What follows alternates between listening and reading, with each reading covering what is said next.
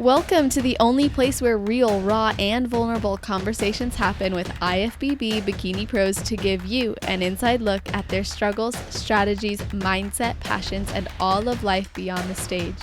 This podcast is made to inspire, motivate, and remind competitors and the average gym goer that even the most extreme lifestyles and elite athletes have their ups and downs.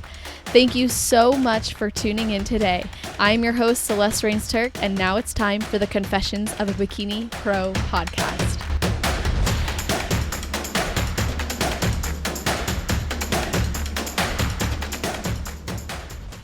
Today, we are speaking with an athlete who set a goal at the start of quarantine to become an IFBB pro after years of CrossFit. She dedicated herself to her goal of being an IFBB pro and eventually achieved her pro card after 6 shows. I am really happy to have her on because I followed her journey and it's been awesome. So I can't wait to learn more about her and share those learning lessons with you guys. So welcome to the show, Jodie, Sweeney. How are you doing? I'm doing great. Thank you so much for having me. I am so excited to be here. Of course. I'm excited to have you. And like I said, I followed and watched a lot of your journey. I was always amazed by your ability to have a vision, and now you've brought it to life. So before we get into talking about that, I'd love to just know if there's something you do or think about right before your heel hits the stage.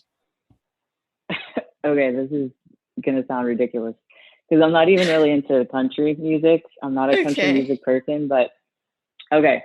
Do you know that Shania Twain song, Man, I Feel Like a Woman? Yes. Okay. So do you know that one line, it's only one line where Shania goes, "Let's go, girls." Well, oh my literally gosh. right when I'm on the steps, like you can see Sandy, you can see Tyler, you can see the lineup.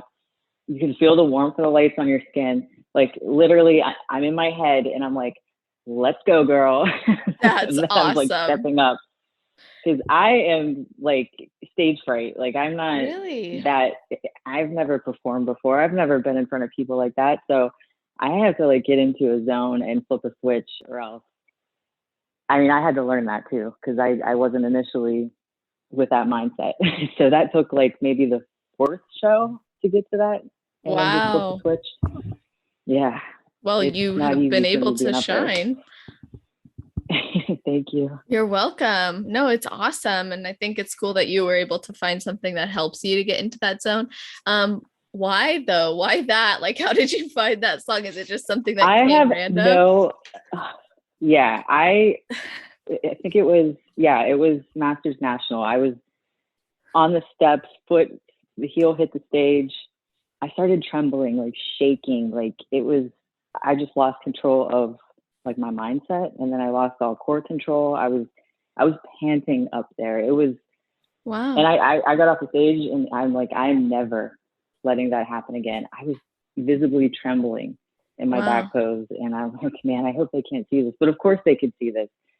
So I walked off and I'm like, I need to come up with something. And every time I heard that, I'm again not a big country person, I will have it on sometimes as background noise, but not like, oh, I don't know the latest country songs. But for some reason that gets me like, I don't know, it's like, okay, zone, and we are on. And then I could just like mentally put myself as maybe even like a different persona. I don't know what it is, but I just tell myself like, let's go, girl. Get awesome. It. Like it's that kind of, it took a minute to get to that though.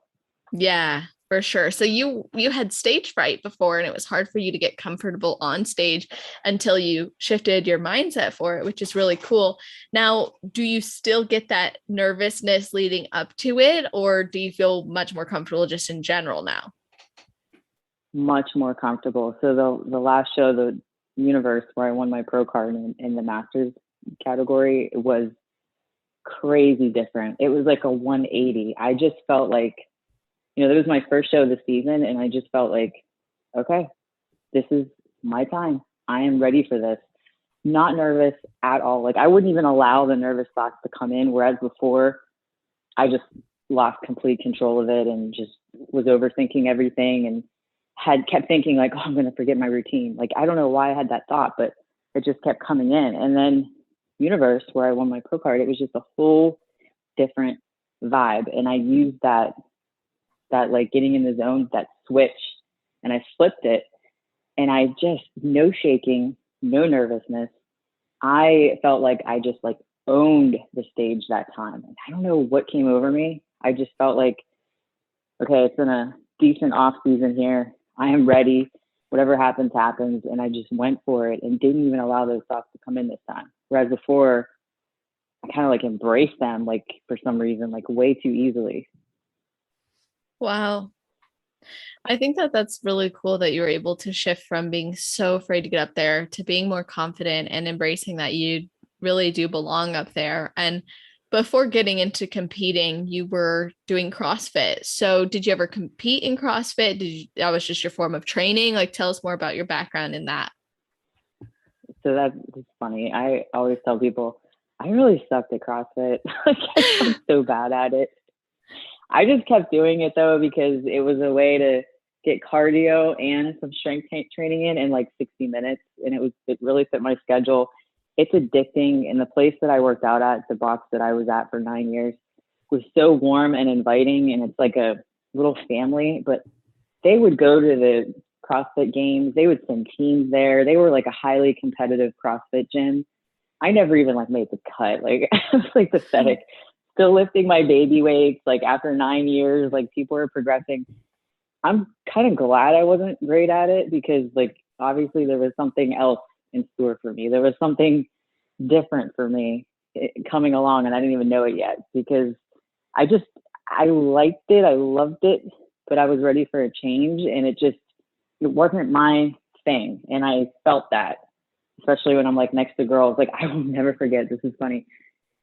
A class before me had obviously just went through. We were up and I'm looking at the floor, and someone had written in chalk. Now, mind you, like most CrossFit gyms, mine included, they're not really well air conditioned in the summer, and they're cold in the winter. Like, that's just how it is. On the floor, someone wrote, "Will work for water," in chalk with like prison lines of like how many AMRAPs they had done. And I remember looking at that and being like, I am not cut out to be here. As I'm drinking my water after like the second round, I'm like sipping water, looking down at that. I'm like, okay, yeah, that's not where I'm at. I'm just here not to be fat. I'm just here like trying not to get fat. Like these people are at another level. Like, it's crazy. So yeah, I never really felt like home. And I'm glad, because that's what kind of opened the door up for IFBB Bikini, which, holy crap, it feels like home.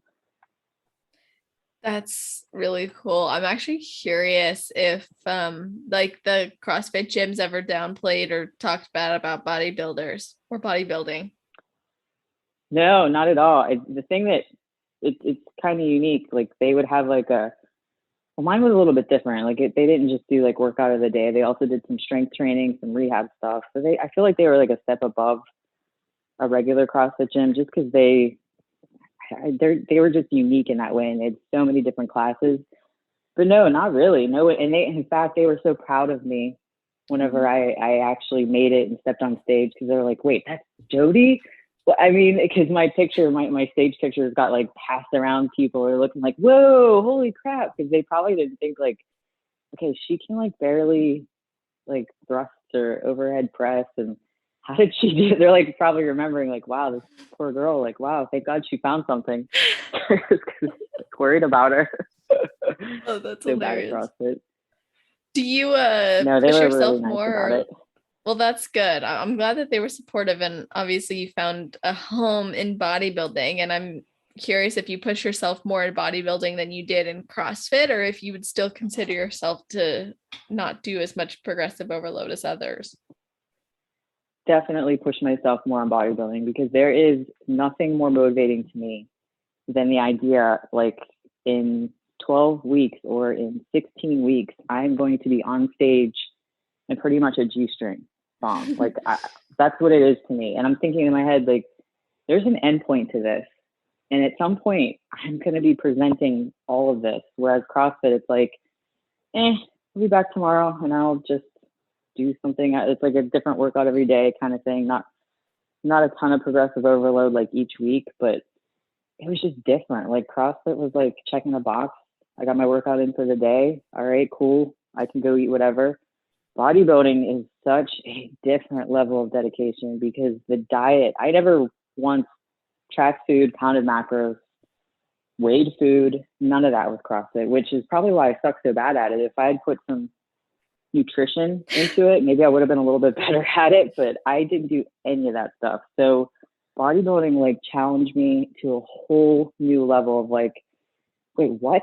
I had no clue like what 4 ounces of chicken looked like, what red meat looked like weighing it. I had no idea like how much I should be eating per day. So bodybuilding taught me so much about nutrition and diet, and then so much about myself too. It's crazy how it does that to people.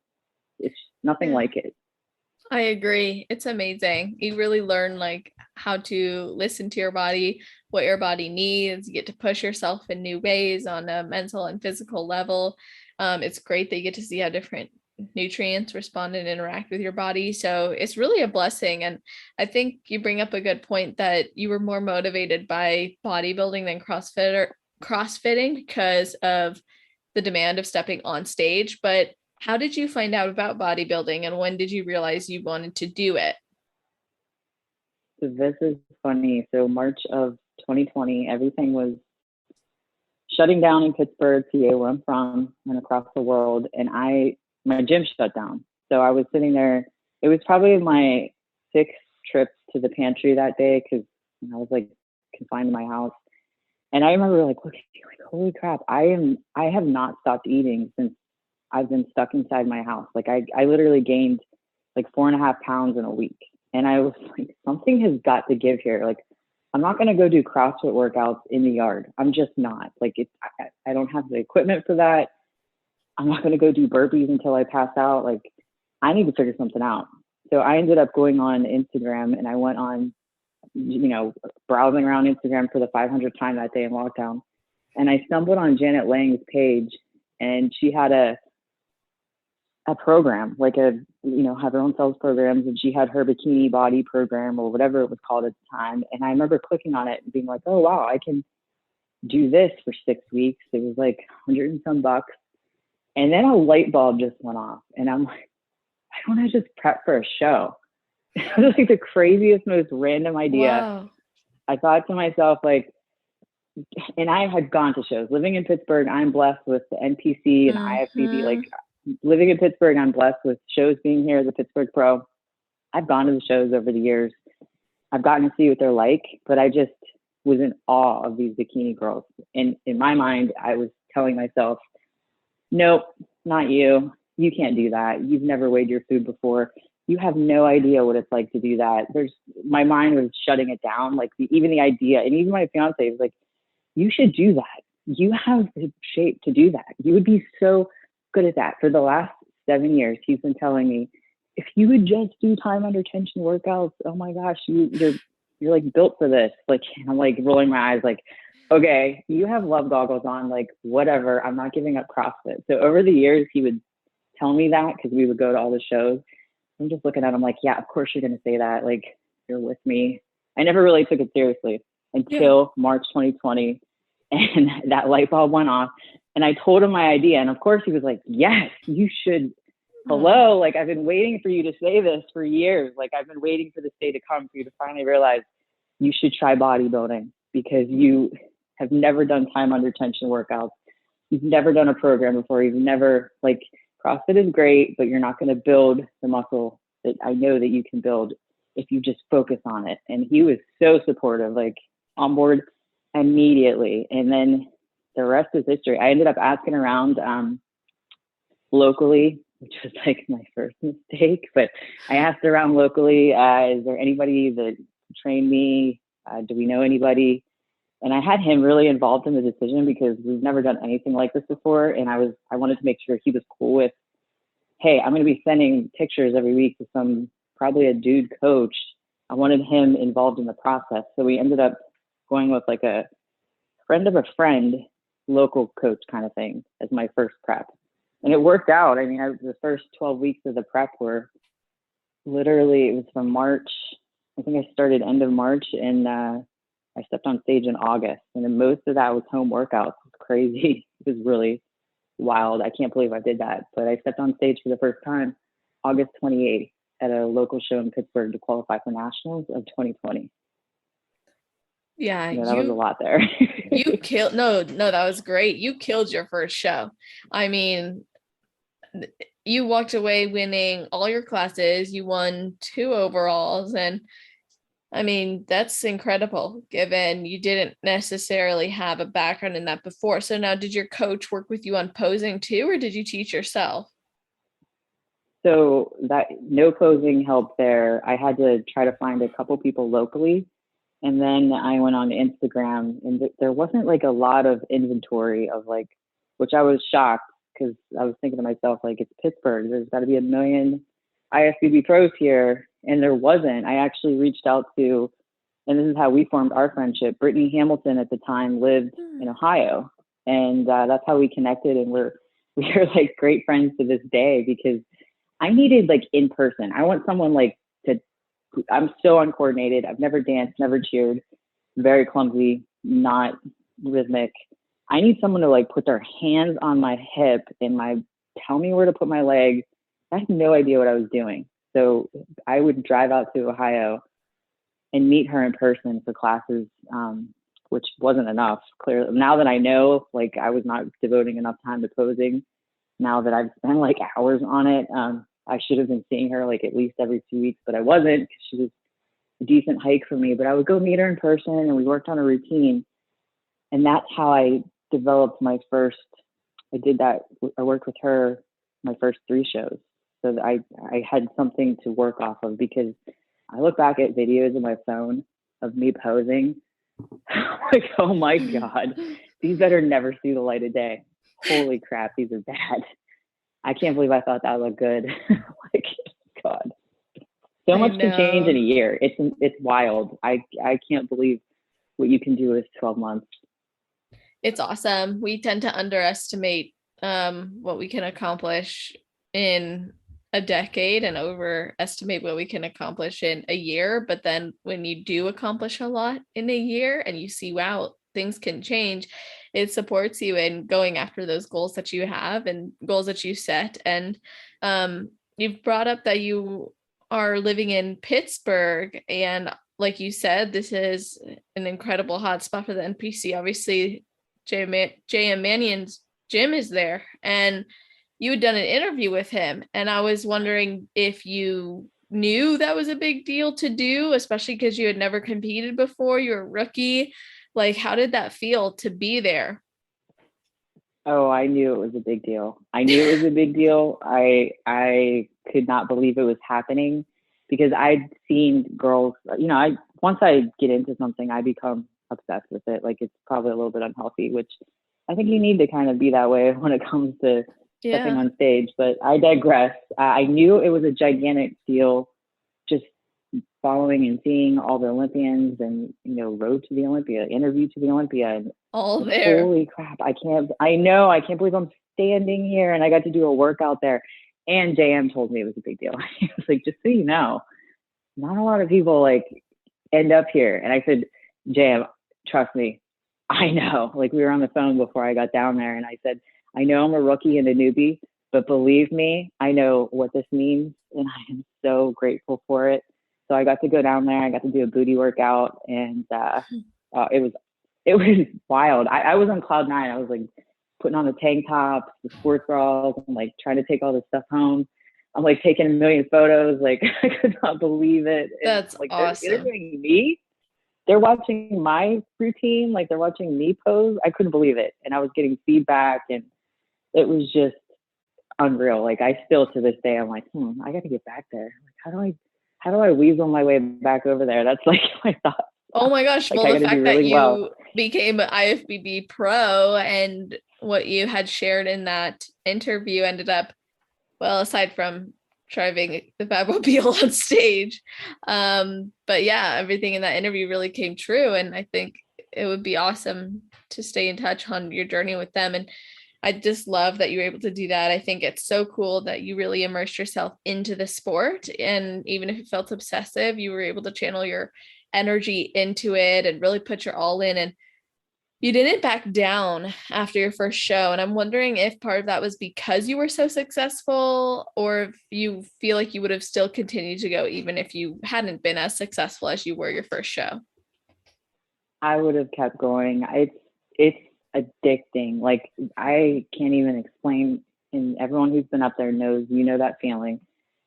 It hooked me right in. Even if I hadn't done well, like the act of getting ready for it, all the grind leading up to it, the award at the end of it, which is getting on stage, like, it is so addicting. And being like a queen for a day, like, that's what it feels like, because you are done up pretty, your hair, your suit, like, all your hard work, you're going to show it off. And if you didn't get the result that you wanted, you can get that feedback and you can come back even better. Because that's the cool thing about this sport, is like, you get feedback instantly on what they're looking for, and then you can just go apply it, and they notice when you apply it. The judges can see that, and they reward that. It's, I don't know how they remember all these girls, and they remember and their names, and it's such a unique, cool thing. So even if I had gotten like last place, yeah, of course it would have burned. It would have for a minute been like, oh, I can't believe that I couldn't even place at a local show. Like, I probably would have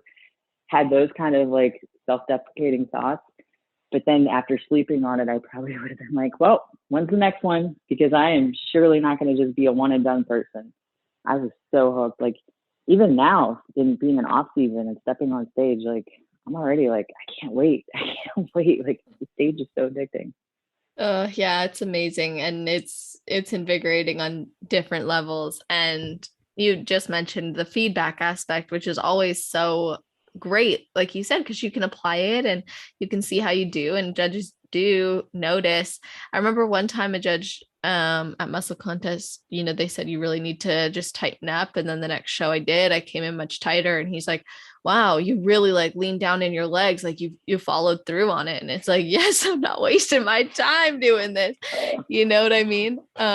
But what was the How do they feedback? keep track of all of us? I don't That's just know. crazy. I really don't know how they do it. But it's pretty impressive. And I think too, I had done so many of that production shows. Like, I was just like a familiar face that year, I think.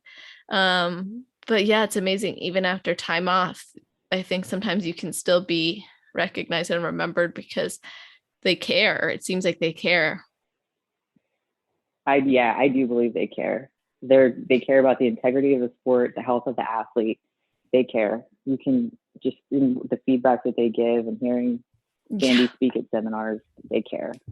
Yeah, like Sandy just did her interview on, well, actually, I say just, but if you're listening to this, this is now, we're recording this far in advance, but they did it in what is this? This is, oh my gosh, what month are we in? August. They did it in August.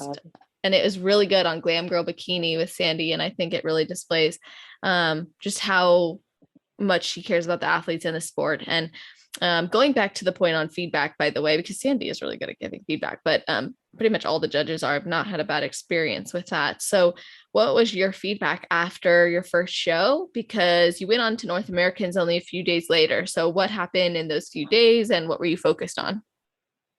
Yeah, that was just wild. I can't believe the ride I went on in my 2020 season. I qualified for nationals on Saturday, and I went to nationals on Wednesday. Crazy. Like, that is crazy.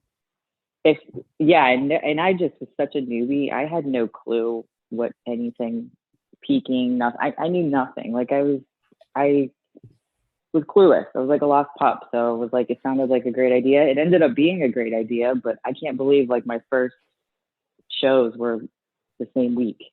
You know, for show number one, show number two.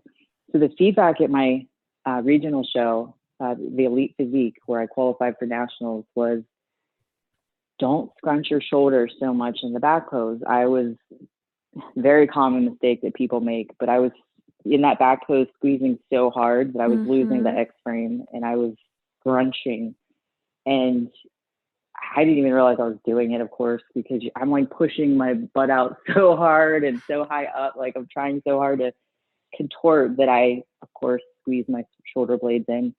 And that was really maybe a little tighter in the hamstrings. That's always always my feedback, like the lower body. I need to grow. Yeah, that's lower body, a little bit tighter, glutes, overall growth. Like it's always centered around that. I've never once heard anything about my upper body. And I'm like, just was not, I was born with no hamstrings, none. Like it's just a straight line back there. It's just a straight little line. I mean, I have a little bit of a butt, but then the hamstrings, they're gone. I need like hamstring implants or something. So that's what I'm hitting.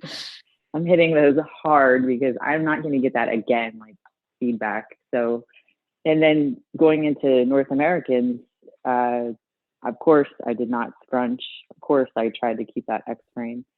But the feedback there was actually that my glutes were it was like a little too conditioned.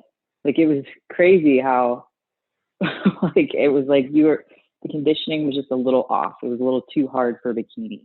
It was like, and I thought I looked great, of course. Like I was like, yes, I did this in a few days. I tightened everything up, but it was just hit it just off by a little bit because I finished third place at North Americans in my master's class. Yeah, no, that's amazing considering that was also your first national show. You're new into the sport. You said that you didn't really know what to expect, kind of feeling like a lost puppy, but these experiences bring lessons. So what did you learn at each of the national shows you did? Maybe even you could give us a walkthrough on what your 2020 season looked like, and then what were the lessons you learned at these shows? The North Americans was a crazy lesson that I learned because it was the year of COVID, so it was under a tent, and things were a little bit chaotic back there because no coaches, at least for me, because no coaches, nobody was able to come back. So you're by yourself. I didn't have anybody with me. So I'm literally just sitting back there alone on a blanket and had no clue, like the order of events of a show, what was going on. I was just trying to listen to the exhibitors, and I was so loud and chaotic under that tent. Like girls talk, like picture like hundreds of people under a tent, just like talking. And I kept trying to find girls that were in my class, like, oh, she's in my class, I'm going to follow her. Try to stick with her and like make sure I stayed in the right lineup because the exhibitors, they were like literally screaming. They were getting hoarse, and I could see they were getting like frustrated too because girls weren't listening. It was crazy for them too. And the format of that show was also crazy and different because there was no prejudging and finals gap. Everything was put together. So prejudging and finals was one right after the other because of COVID. So I ended up missing stage time twice. Oh no. Like I missed I know, that was a lesson I learned. I was pretty upset with myself. I did not realize walk off stage, go around through the tent, and walk right back on stage. I had no clue that was like what we were supposed to do. My fault completely. I'm sitting on my blanket. I start to put my feet up. I text my fiance, Dan, and I'm like, I am exhausted. And he texts back and he calls me immediately. He's like, what are you doing? I'm like, I'm sitting on my blanket. They just called your number. You're sitting on stage. I was like, what? And Brittany was with him, my posing coach, and she was like, she gets on the phone. She's like, where are you? I'm like, I'm on my blanket. Oh, get on stage. I know. And I ran, and the exhibitor was like, oh yeah, you can't get up there. It's over. No. It's done. I know. I would have cried. I definitely was a little bit like, what does that mean? Am I done for the day? Did I just lose like and I also didn't know what it meant when you're on stage, and like where you line up is usually where you end up coming in for finals. I didn't know that. Like, I didn't know I was getting third place. You know how, like, I'd done the prejudging lineup and they switched us around and I held my third place position. But at the time, I just thought like, oh, wow, I'm close to the center. I think I did good. Like, I had no clue what was going on, clearly, which is why I missed my stage time. So now I'm on it. I'm talking to the exhibitors. I'm finding out what's going on. And of course, the layout is like different, right? Because we're like somewhat back to normal, where you don't have to be under a tent outside. It's you're literally, you know what to do. And I feel like I have like a calmness now when I'm backstage, whereas before I was actually overwhelmed. I was under the tent looking at all these girls first national show. I'm by myself. No, wasn't on a team. So I'm looking around. I'm like, I can't, holy crap, look at her. Look at her glutes. Oh my, I was like psyching myself out so much back there all by myself. Like, I'm like, oh, should I be here or not? Like, it was overwhelming. So no wonder why I missed my time. And I think to myself, God, if you just had it together, like if you just had a little more knowledge, a little bit of something, maybe you could have even like won. I don't know, but I was just dazed and confused, man. Just like could not believe when I missed that stage time. But so when did you get I back guess on what stage? mattered was I ended up going back around for my individual open routine. Oh, okay. I think I missed, because I did masters and open, and I missed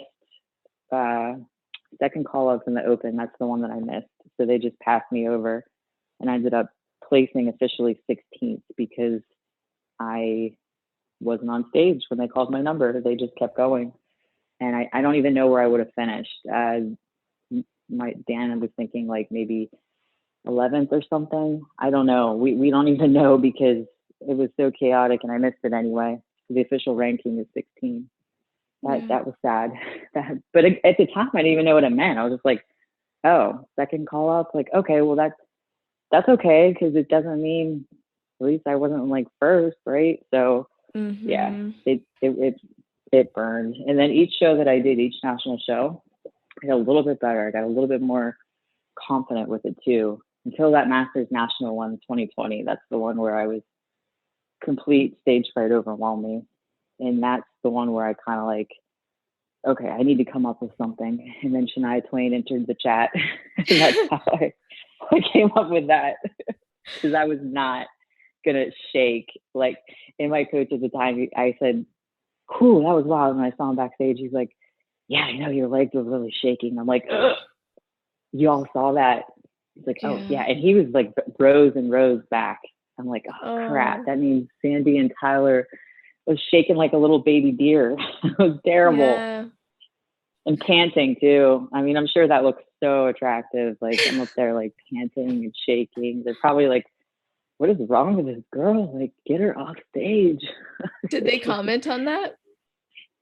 No, actually, kind of crazy. No feedback on that. No comment on that. I know. And I finished second. So once again, I don't know. I have no clue. I think Sandy must like me or somebody up there must like me because they overlooked that. That's cool. And I'm sure they're used to seeing it, to be honest. Yeah, they probably felt like a little bit like, oh, poor girl. Let's just give her a second. She's about to pass out. Oh my God. That's too funny. So you have obviously learned a lot through these experiences. You went pro fairly quickly compared to, others. Not that that's a bad or good thing. It's just what it is. And it's awesome. And you were able to get what you ultimately wanted. How did it feel to go pro? And what are your goals now? It felt like goal achieved. Like it was something that I can't explain because, and I told myself leading up, and I told Dan, my fiance, I keep mentioning him because he's literally my rock for the last 7 years. But I told him a couple times because let's face it, like during a prep, you do have to let something go sometimes. And I don't know how women who work full time and have children do this. I have a newfound respect for them.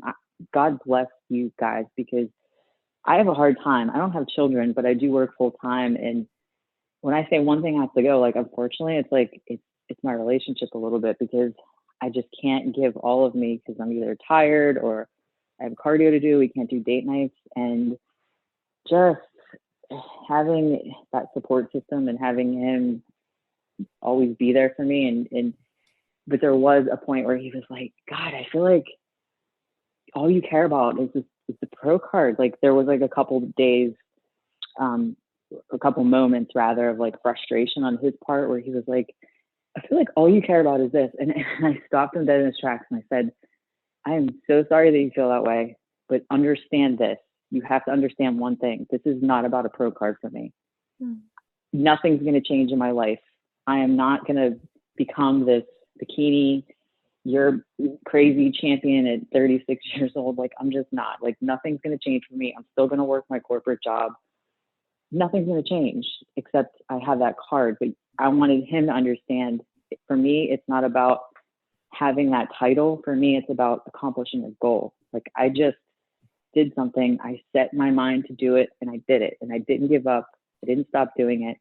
I did it over a pandemic. Like, there were challenges. Like, this prep was crazy because I started a new job and we moved twice since March. It's been kind of chaotic. And I just wanted to make it clear to him, like, I'm not chasing a pro card. It might look that way on the outside, but I'm really just doing this because I want to see if I can do it. And then I want to achieve a goal, because doing this, the structure of it, like, you can apply it to so many things in your life. Like, I'm not a quitter. I'm not going to give up. I'm not going to quit. It's going to get bad. It's going to get rough maybe some days, like, because I travel for work too. And I'm not going to stop. And I had to make sure he understood that it's not just the pro card for me. I had to get that across. And like, he's, of course, we talked through it and he understands and he gets it, but he had a couple of moments of frustration, and I couldn't blame him, because like, some of these days where I'm just like, I just want to lay down and just not be bothered and watch TV or something. Like, I need to shut my brain off, and I just couldn't give him undivided attention all the time. So it was just a struggle sometimes. And thank God, that's the other thing, like, having a supportive significant other. If he wasn't the way he was, that's the other thing. I don't know how girls do this without that, because he's the most supportive person, period. Like, cooking my meals, doing things to make sure I can get my cardio in, like making sure my food's prepped.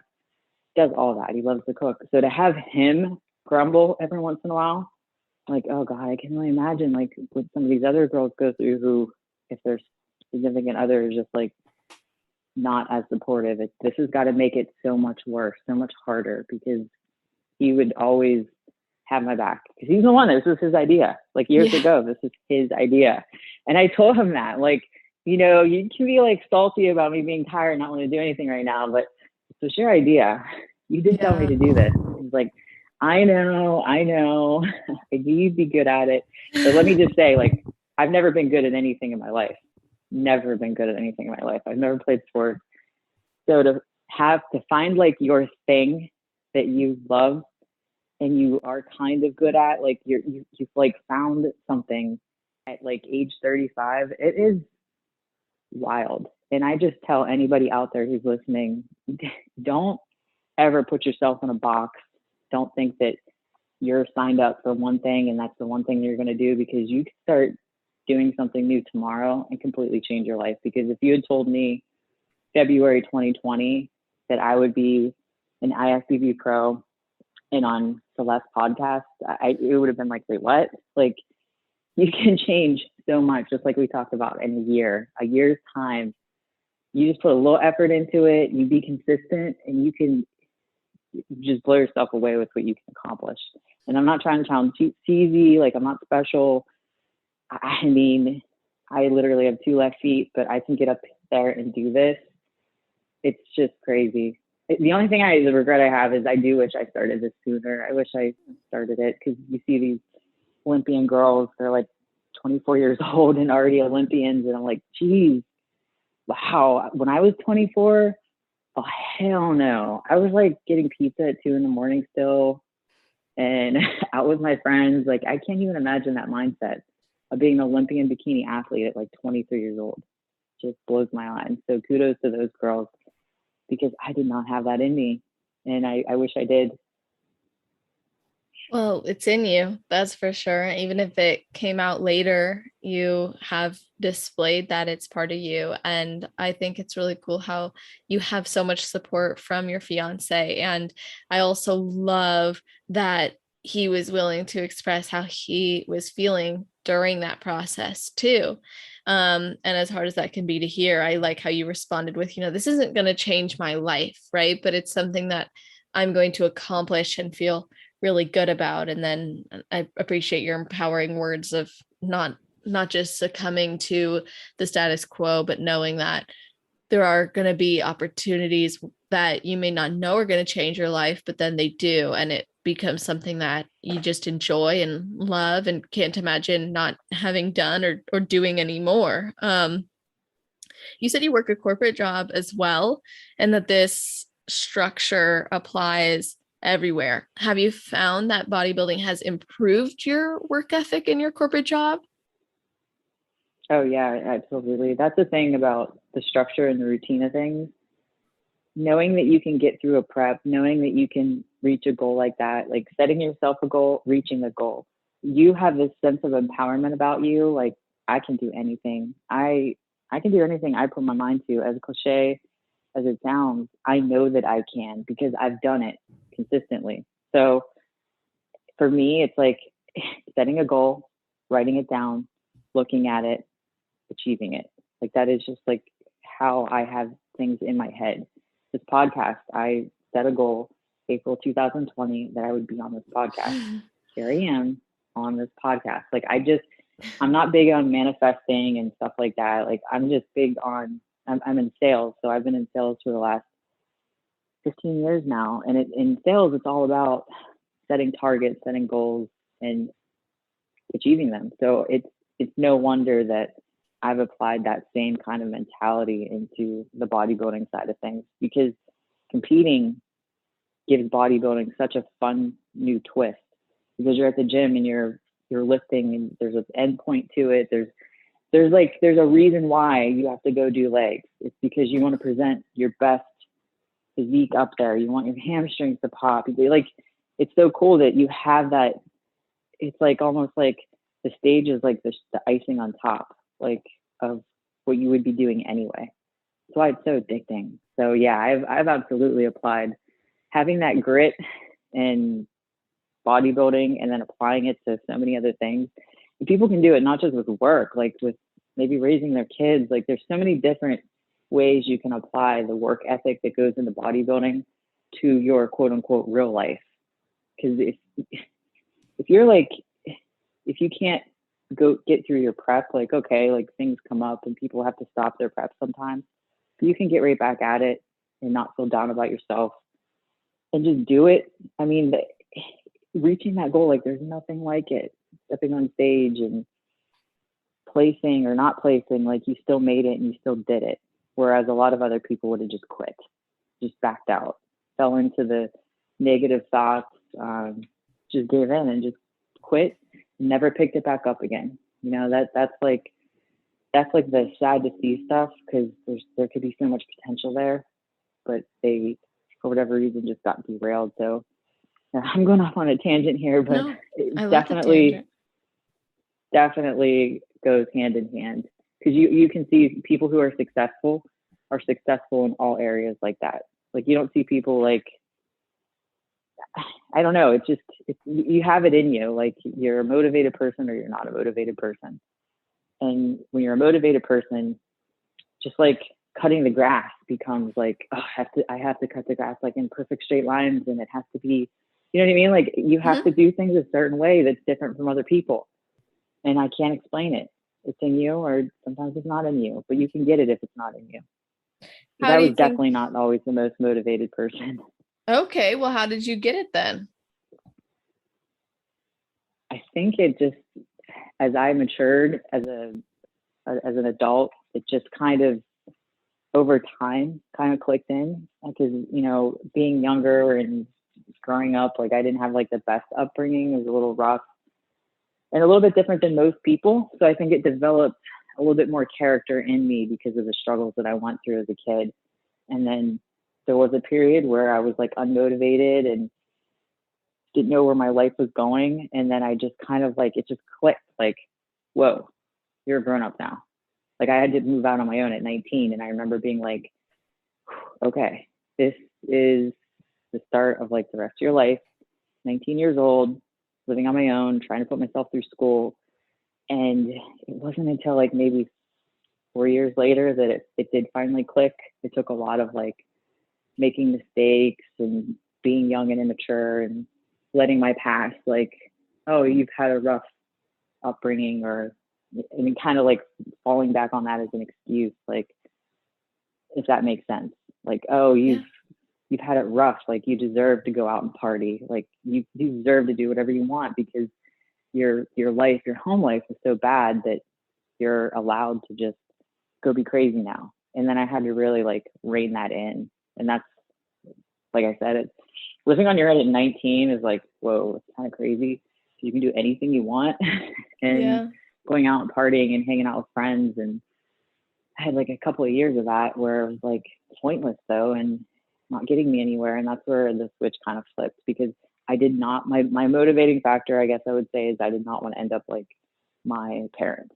I did not want to end up like my family. And they make bad decisions, they have, and they're just, I didn't want to end up like the path that my family had went, where, you know, you don't ever amount to much and you're not really super successful, but you blame it on everybody else and you try to bring everybody else down. Like, I don't want to get caught up in that. And I can see myself like, oh, like, where are you going with your life?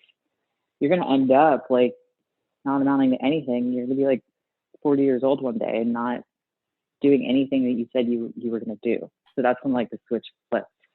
And I just started working really hard. I got into sales when I was like 22, and then the rest is history. Because sales for me was like a unique kind of job, and I just took it and ran with it. Grew up like being a medical salesperson. So that's kind of what I do now, what I have been doing for the last 7 years. Did you ever have any guilt or shame when you started making money and started doing well for yourself? Yeah, that's funny that you mentioned that, because my family is really good at guilt. They're really good at giving guilt. And when my family, I don't mean like everybody in my family, but like certain people in my family, definitely. I'll never forget my stepdad telling me, and I had to work full time. Probably ever since I was 14, I've been working full time. And I'll never forget, and these are driving words, but he told me, because I was going to school at the time to be a veterinary technician, which I hated that. You know, side note, did it for a couple years, hated it. Oh my gosh. But I remember him telling me one day, this veterinary technician thing, like, you're never going to make any money. Like, I just talked with my buddy at the bar, and like, it's a pointless job. And I remember him telling me that, and me being like, I'm like halfway through a program. It cost me a lot of money. I had to pay for it. Like, I didn't get any help for college. And I remember being like, I'm going to crush you as an adult. Like, I can't wait to just like, I love that. I'm really like, you are. So fast forward, like by age 25, I was making like quadruple his salary. So that was like a personal thing for me. And what motivated me, because the guilt thing, like, they absolutely, so they just have that way of because people who are like that, people who have not amounted to anything, they like to bring other people down. That's something that I learned for sure. And when they see people having success and they feel like, why she doesn't deserve that, why does she have that and I don't, kind of thing. You know, comparison is the thief of joy, and that no truer words were spoken than that. So I've dealt with a lot over the years with my family, and I just these days just try to distance myself. You had a rough upbringing, you said, and I know part of this was mental illness in your family, alcoholism, you lost your father, and you said this impacted you in a positive way and that you didn't want to end up like your family. But what was that like when you were growing up, and how did you know this is not where you wanted to end up? So just seeing their behaviors day to day, seeing their struggles, seeing how they handle things, seeing just like, I mean, you name it. I mean, like you said, the alcoholism thing was huge. And I just remember being like, I cannot wait to get out of here, which is why I moved out at 19.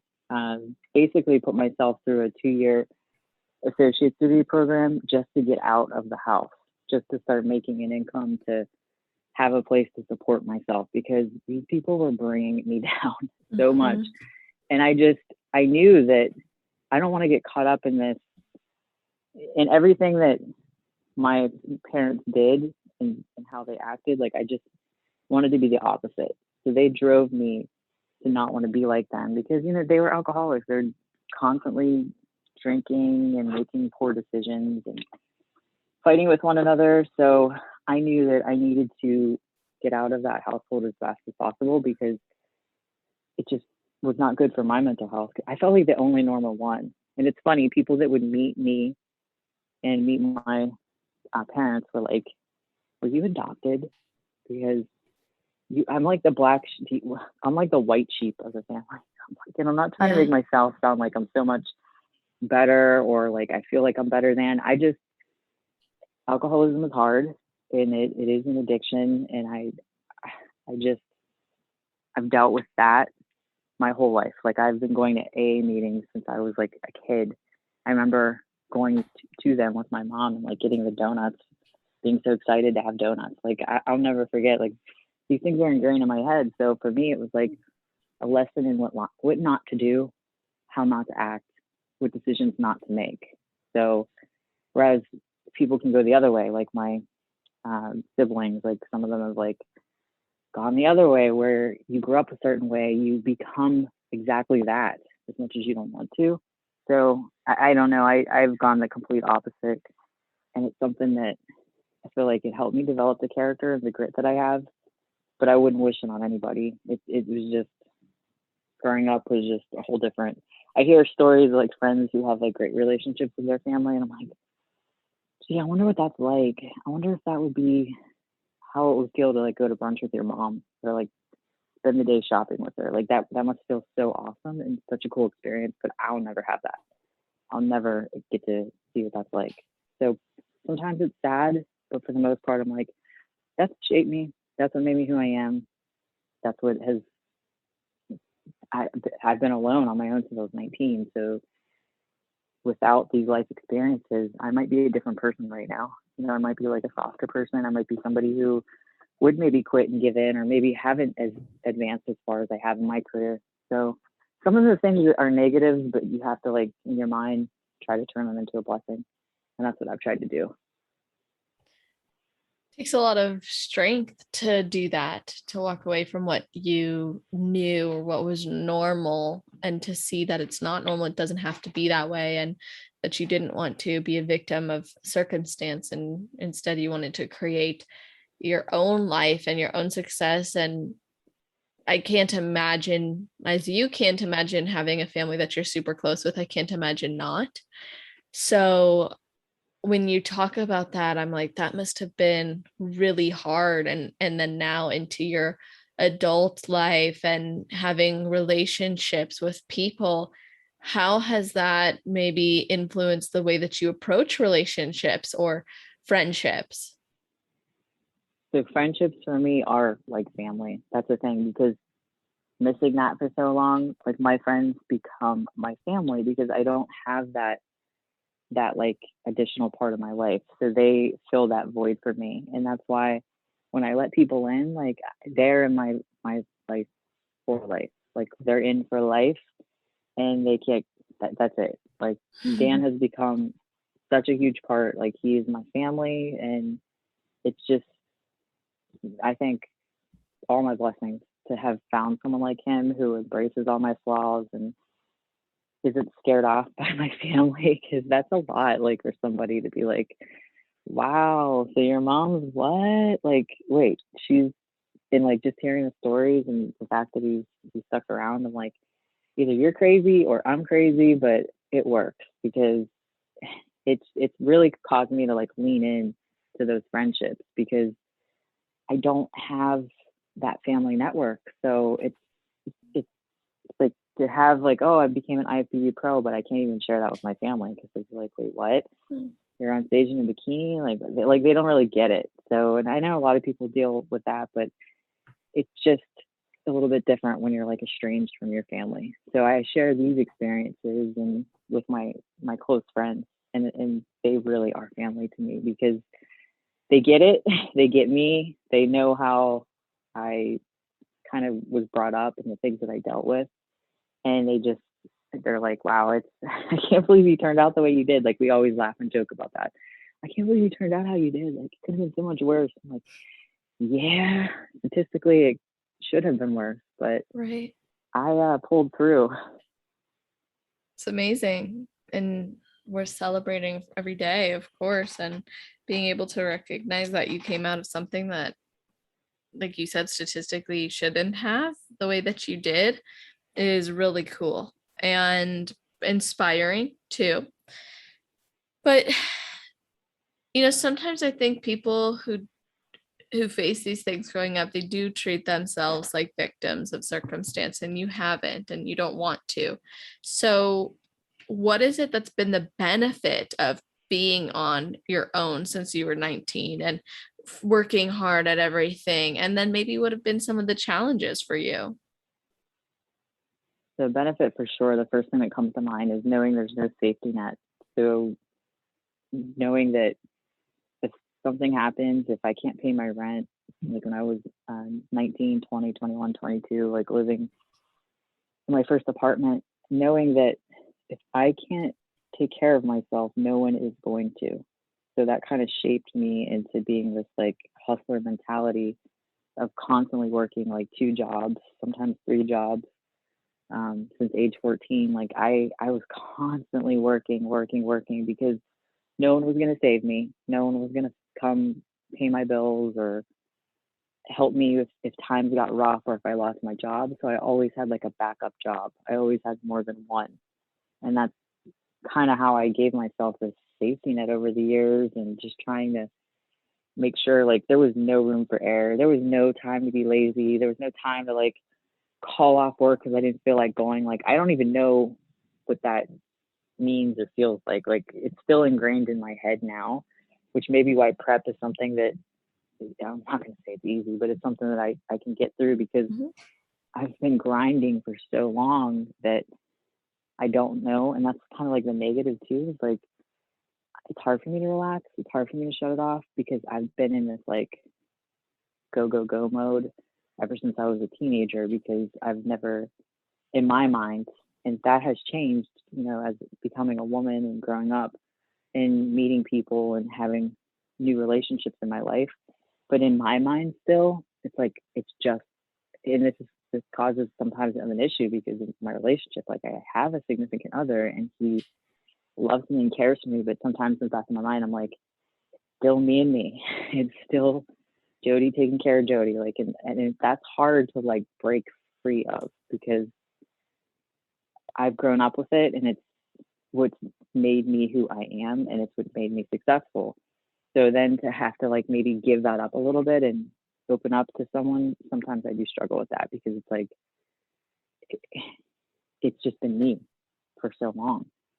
So that would be like part of the challenge of, accepting like a relationship and leaning on that person. I have a hard time letting people do anything for me. I really do. I have to do everything myself, and I don't let people do me favors. I don't let people do stuff because in my mind it's like, I don't need it. I got this. So it would be nice every once in a while to like hand off the reins. So that's what I'm trying to work on, not being such like a me and me kind of person. Like, no, you've made relationships, like you've outgrown parts of that. You don't need to constantly be this like fighter and do everything by yourself. Wow. If that makes sense. Oh yeah, no, it makes perfect sense. And I'm appreciative of you being so open and vulnerable as well about what that looks like in your life today and how that formed over the years. I mean, I find it really fascinating as well, because I think from a psychological aspect, you were forced from a young age to really be independent, and that was reinforced over time as being the most necessary thing for your survival. And now when you don't necessarily need it, it's not a necessity, you have developed a social circle of people who you consider to be like family, and you have a loving and supportive fiance, it doesn't mean it's easy all of a sudden to just say, yeah, whatever, I mean, I can give up my independence and trust anyone. It's like you've always been the one that you can rely on. Yep, exactly. You summed that up so nicely. Oh, thank you. Like I said, I'm just so glad that you're sharing this, because these are real struggles. And I mean, the thing that's interesting is people can look at us on the surface and look at someone on the surface and think, wow, her life's so easy. She got it easy. She could just prep for her show from the basement and become a pro. But it's like, well, what made that person who they are? And do you want the life that they had in order to get the success that they have now? Would you live that life that they lived? Would you take the action steps that they took? And this applies to anyone, ask yourself the same question, acknowledge your own amazingness that you've overcome and accomplished, and know that that's good enough too. But I just love your perspective and how you were able to really step up for yourself, and that's actually helped you both in bodybuilding and in your work, and you're working on it in relationships too. Yeah, I love that. I love that you said that, because if you look at my Instagram page, it looks like all peachy and wonderful, and oh wow, look at her. She got her pro card in like 9 months. Like, ugh, like whatever. Like she has been so, but no one ever thinks like what's underneath all that. No one ever thinks the struggles and what shaped her. Like, how did that happen? Like, it's not just like, oh, she got it in a short amount of time. Like, there's so many different layers, and people just don't, they look at the outside of it and it's like, oh, what an easy life she must have. She gets to go to her sales job and she doesn't have kids, so she can devote all of her time to prepping. And it's like, it's not like that. It's hard. There's so many different barriers and walls, and it's not been easy. And it's something that I wouldn't take to the upbringing. I've thought to myself, like, would I have traded that? I don't know, because I could have ended up so different and maybe like coddled, or thinking everything is owed to me, or maybe just not a hard worker. I don't know. If things were different and I had a different life, I just wouldn't be who I am. I wouldn't have this grit. That's something I pride myself on, is my grit. Like, things can get really bad, really hard, but my grit like just gets me through it. Like, even like the hardest of work days, the hardest of struggle, like I've gone through so much that like one little rough day at work is nothing. One little bad day of like low carb, low energy is nothing to me, because I have gone through like the depths of hell, in my opinion, and I came right out of it. And I'm here, and I feel like a good example of what, if you just like make your mind strong, just as strong as your outside, you can just overcome all of that stuff. Like, there's so many different ways it could have went, and I never really like got into therapy or did any of like the manifesting type stuff, like I said earlier. But I do believe that routine and consistency and just working hard brings about these things. That's what, it's not like writing a poem and like putting it under your pillow and dreaming about it. Like, you literally just routine, consistency, and working hard, and then things come your way. Be a good person. That's it. And then good things come your way. It's just how it is. It's hard to explain or like put your finger on it, but I think you understand what I'm trying to say. I do. I really do. And I think it's a combination of knowing you deserved more and better, and then working to create that, rather than just thinking it's some long lost dream or something that may never come to you, but instead making it your reality. And I think routine is at the core of everything that we do, because if you look at your life is just your routine. So every single day that you live is what are you doing in your day, and that's your routine. So I want to shift gears towards like bodybuilding, but I would love to hear you incorporate other things part of your life as well, and how your routine looks. But when you started, you had one coach, and then you had switched coaches along the way. And I'm curious how your approach changed. How did that change your routine, and what inspired that switch?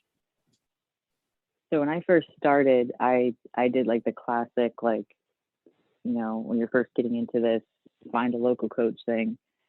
And that is my first prep last year, going into my first show in the North Americans. And it was under that like local coach, which was fine. He got me in shape. He got me where I needed to be. But when it comes to bikini is just its own separate division. It's not about like who has the biggest muscles. There's so much that goes into it. And I just, the more time I spent working with that coach and the more research I did, because I went from like, oh, I'm going to prep for a show. Like, here's quarantine. Now I'm going to prep for a show. And 3 weeks later, I had a coach. It wasn't a whole ton of like research going on there.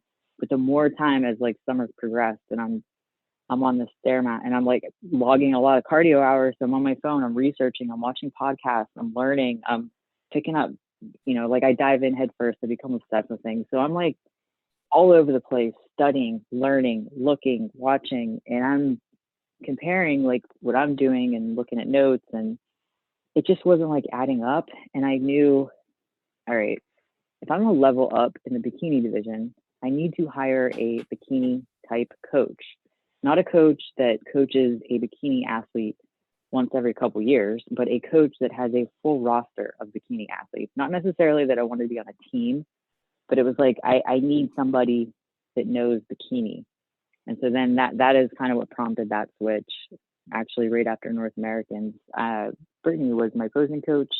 So it was a really natural thing for me to go ahead and be on her coaching team.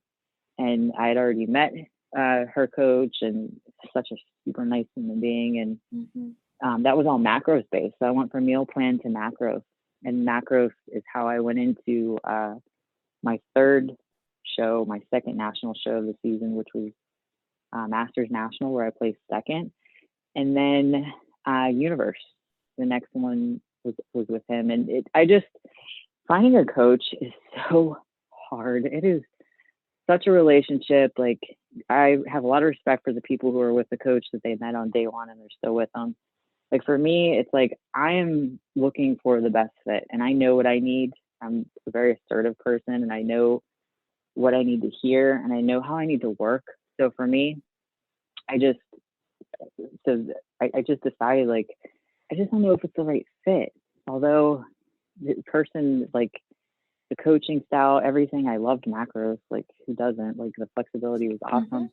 But it just wasn't like, I just don't feel like this is it. It was like going through prepping, and everything was great. I've never had any issues, no personal, nothing. It just felt like, I think there's like something else out there for me. Like, I could not like stop that thought from entering in my brain every so often. I'm like, I'm gonna keep going with this. I'm gonna give it a shot.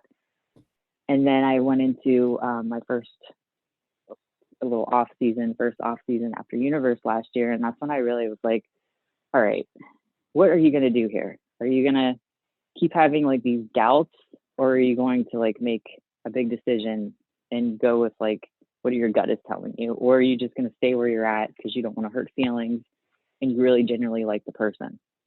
I'm like, God dang, these are like relationships. Like, your bikini, like, competing is so much. I remember like going back and forth and talking to my fiance, and I'm like, oh, but I don't want to hurt feelings. He's like, hurt feelings? Since when do you care about that? Like, why are you shouldn't be with someone just because you're afraid to hurt their feelings. Like, you got to do what's best for you. And I remember thinking, well, I hope it's best for me. I don't know. I think it is. I mean, I've done by now a year of research almost. Like, I've nonstop been following and asking questions and interviewing other girls and constantly like put the feelers out. And then that's when I finally made the decision. Yep, I'm going to do it. I'm going to switch.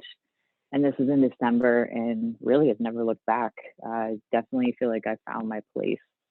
And I definitely don't have that thought of like second guessing or anything like that.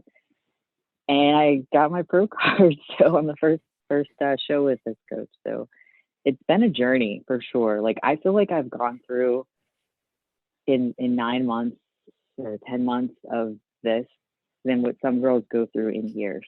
I was just telling another pro this, I'm friends with, she was like, girl, you've been through a lot. Like, you haven't been competing long, but you've been through a lot. Like her just hearing my stories of my first coaching experience and just all of the different ups and downs, and like, geez, you've been through like a couple years of like what other girls go through. Like I just like hit the fast forward button and did it all. I checked all the boxes.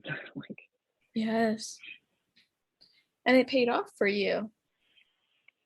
it did. Yeah, it did. I finally just said to myself, why am I watching this coach's Instagram page and seeing like his girls that are going to be at my show and getting like, oh crap, she's going to get the show. Oh, yikes. Like, if you can't beat them, join them. That was like kind of my mindset. If you can't beat them, join them. Because I remember getting like, wow, I'm like getting in my own head because one of his girls is going to be like, I'm like wondering what her height is, like if she's going to be in my class.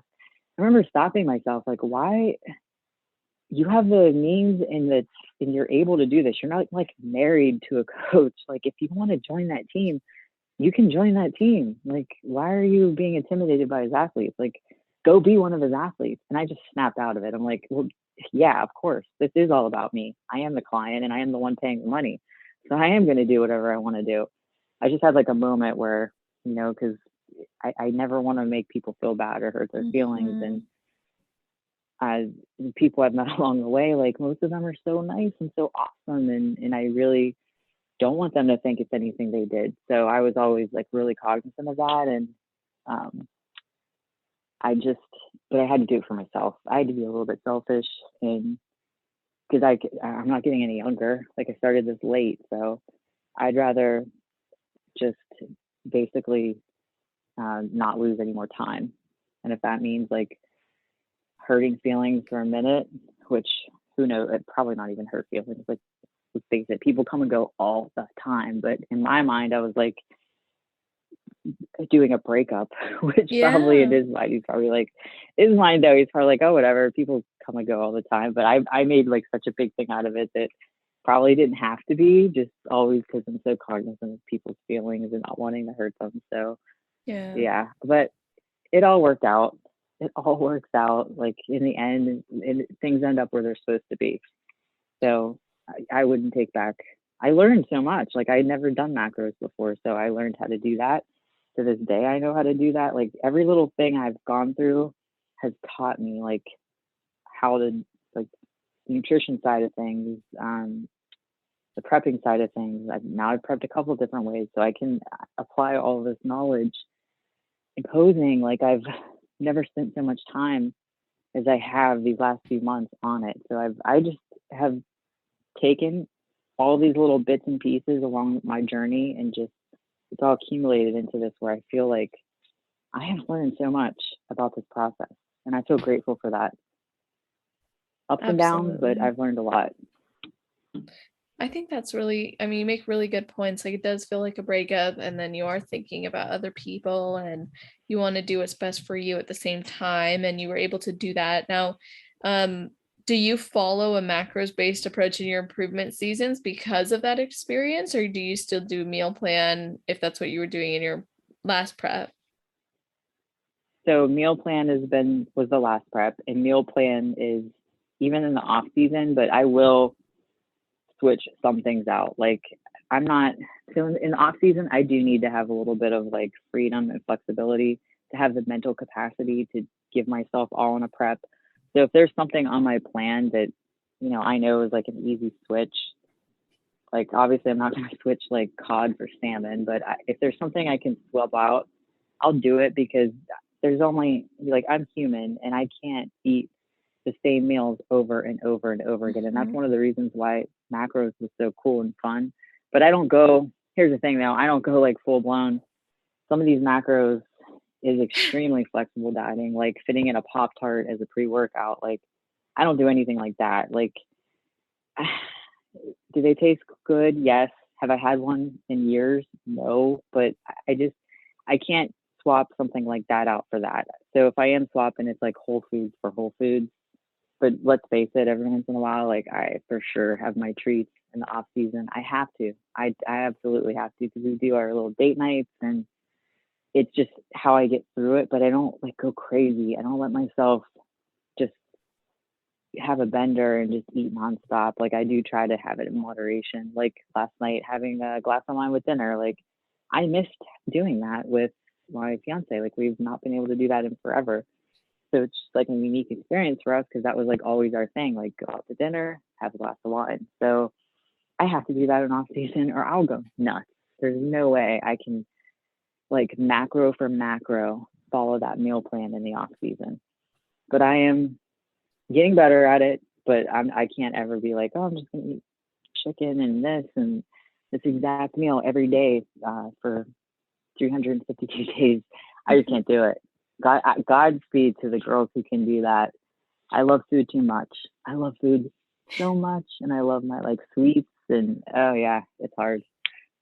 I think it's better to know what's best for you than to try to do what other people are seemingly excelling at. And I say seemingly because most of the times they're not, just to be straight up, And I think like you finding what works for you is the best part about this because then you can have that longevity instead of like, oh, I have to do this because that's what other people are doing. So I should do it to be successful. And it's like, no, actually, what you're doing has helped you to be successful.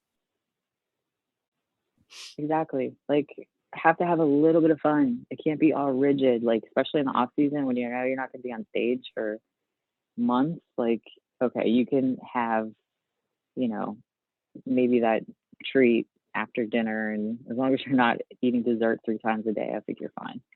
Right.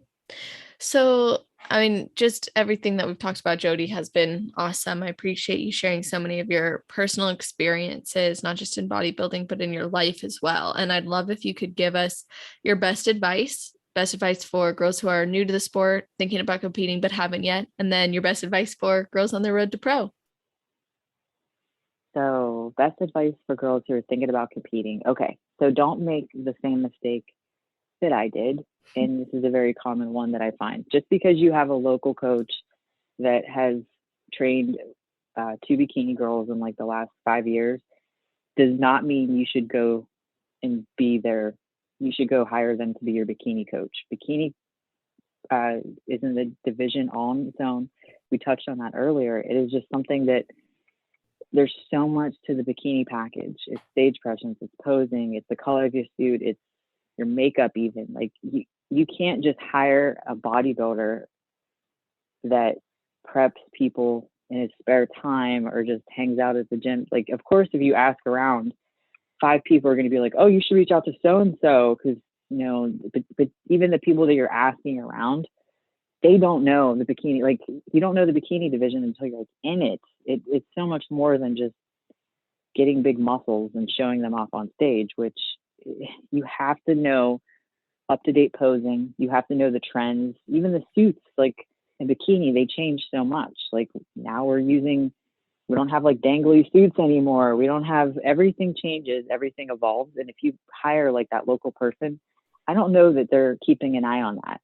I don't know that they know that. And if you want to level up in the bikini division, and that's the one thing I will say is like, just from my first show to my last show, I have not stuck in the same like bubble. I leveled up each time. Like I changed my whole look, changed my makeup artist, changed my suit designer, changed my coach. Like every single time I learned something and I leveled up. It wasn't just sticking with the same thing just because it felt right. I didn't show up on stage basically looking exactly the same as I did last time. And I look back on my stage pictures and I'm like, whoa, holy crap. Okay. Yeah, we need to change this, this, and this. Stuff that I didn't even get feedback on, but I just leveled up. Switched a coach here, switched the suit here, changed how I styled my hair, went and got my hair dyed like a different shade so it wouldn't look as brassy on stage. Like all these little things, because I did not want to show up in front of Sandy and Tyler like, oh, okay, wow, she looks exactly the same. She's posing the same. She's doing everything the same. So if you get that local person, like they don't have that expertise and knowledge, and it just, maybe it'll get you okay for your local show, but if you really want to level up and your goal is to get a pro card or your goal is to qualify for nationals, you need somebody. So I would suggest, going back to the question, went off on a tangent there, but going back to the question, first thing I would do is go on Instagram and look up the hashtag like IFBB bikini, start doing research, start looking at who the Olympians have hired. You can hire them. Like, the Olympian coaches are for hire for NPC girls. You literally can look and see like who the top 10 even are at the Olympia, and you can reach out to those coaches and you can interview them and you can find out if they're going to be a good fit for you. All of this stuff is online these days. Most of these girls that have their coaches, they're not working with the local dude at the gym that trains a bikini girl once every 2 years. They are doing it all online, and there's nothing wrong with that.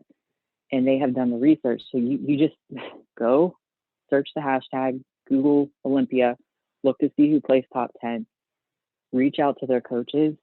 And what I found is my first local coach that didn't have a ton of, like, same exact price as my Olympian coach, like same exact price. So I don't want girls to think like, oh, wow, I won't be able to afford them because they're coaching Olympians. That's not true. I paid just as much for my first coaching experience from a local person as I do now for someone that coached 5 Olympians last year. So I don't want girls to get caught up in already like shooting it down saying, I won't be able to afford that. I have to go with a local guy. The local person sometimes is just as expensive, and you're not getting your money's worth, because when you're hiring somebody who actually coaches Olympians or got any of these shows, like, go with who the pros are using.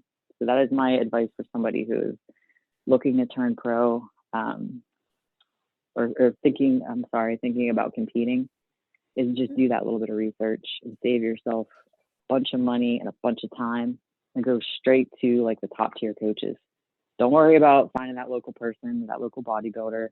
Find a top tier coach, stick with them in the beginning, and you won't regret it. All the stories I see from girls, like, I watch their Instagram, and I see when they always post their history, all of them have, like, not all of them, but a lot of them start out locally, and they're like, man, I wish I would have reached out to so-and-so sooner, because that's who's been coaching me for the last 2 years. They start with that local person, and they only get them so far. So that's my advice. Don't think that you can't afford the top tier coach, because chances are they're like the same price as that local person. And then the other question was people who are on the road to becoming pro. Mm-hmm. I should know that because I've listened to like all 186 episodes. Okay, so that person.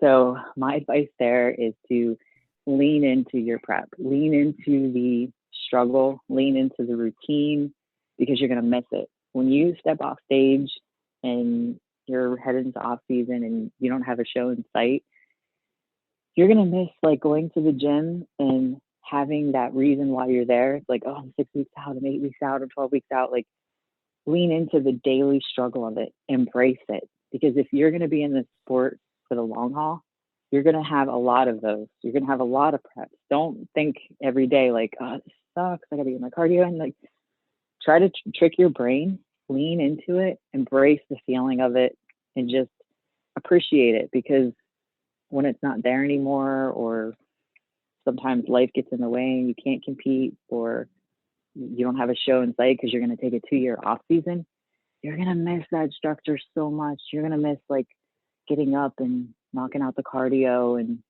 as much as you're like in the moment and you're feeling like, this is rough, when it's not there anymore and you're back to like reality and having the freedom to do what you want, you're going to miss it. You're going to miss that everyday grind and the excitement of it, and seeing changes every morning, every day. Just lean in and embrace it, because you're not going to have that moment forever. So that is my advice. If somebody is on their road to pro, you really have to embrace it. Embrace the pain.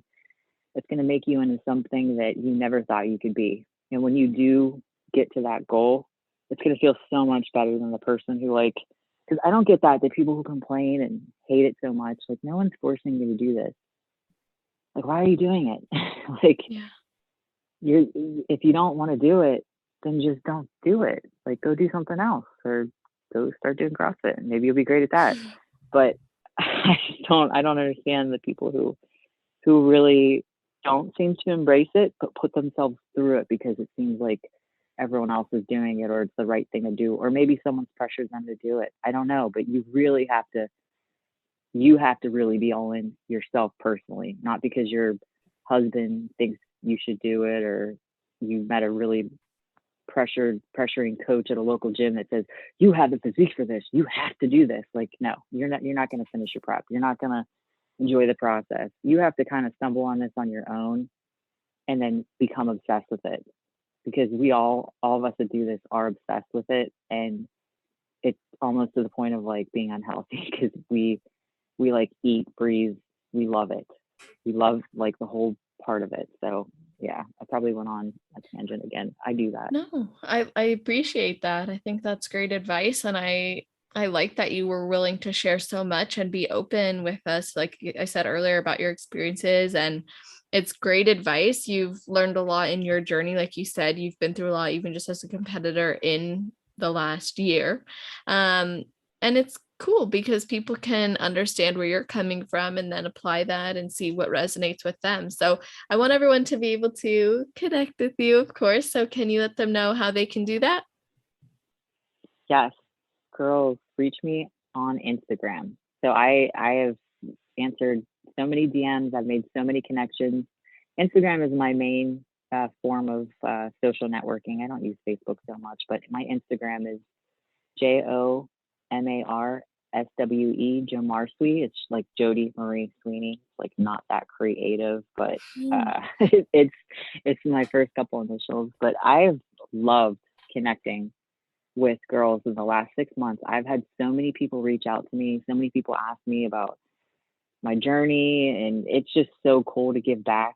And I answer every single DM I get, and I treat everybody as though like, you know, we're friends in real life. Like I will not ignore anybody. So anybody has questions, anybody wants to learn more about competing or just bounce ideas off of me or even vent, like I'm always there in my DMs.